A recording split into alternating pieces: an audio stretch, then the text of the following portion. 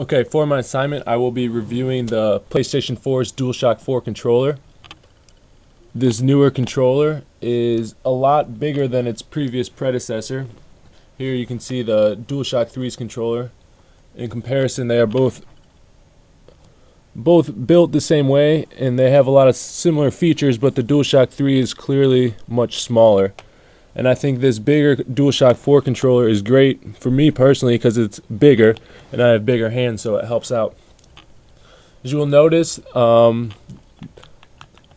joysticks are definitely not stock. I upgraded them because the rubber in the stock controllers was pretty crappy and it tore away pretty easily. This was after about a month and a half of gameplay.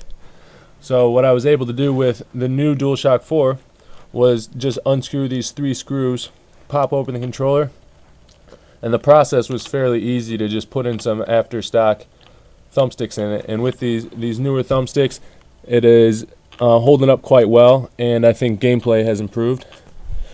This new DualShock 4 has quite a bit more features than the DualShock 3 has previously. For starters, there is this light bar here on the bottom, and this light bar will change colors during gameplay, and it also is a notifier of how many players are playing the game right now. So player 1 would be red, player 2 would be blue, player 3 would be green, and so forth. Also, during single player games, it changes colors to adjust to what's going on in the game.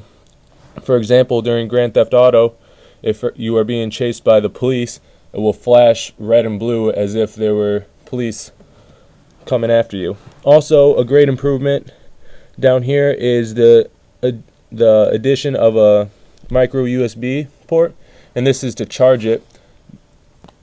This works a lot better than the previous PlayStation, which did not have it. This controller allows you to use any standard micro USB port, like any cable you use to charge your Android devices. This is a big help because it just adds to convenience of charging it. On the bottom side here, you'll see that there is a headphone jack.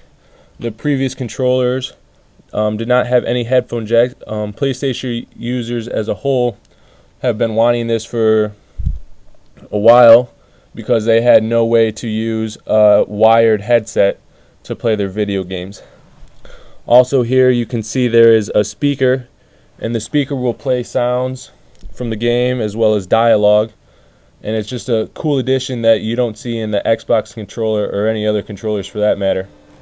Up here there is a big button in the center of the controller, and this acts as it's a touchpad. You can swipe on it, and swiping will perform different functions during a game.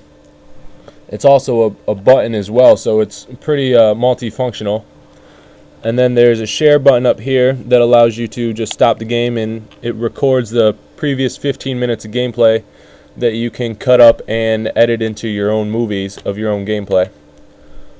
All in all, I think this controller is a huge improvement over the previous edition of it, and I think it definitely beats out the Xbox One controller, which hasn't really done much to it other than kept it the same.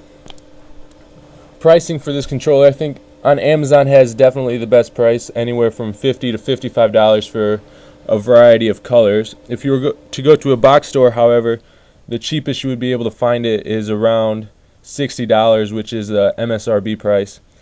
And any cheaper than that, you would have to find it on sale.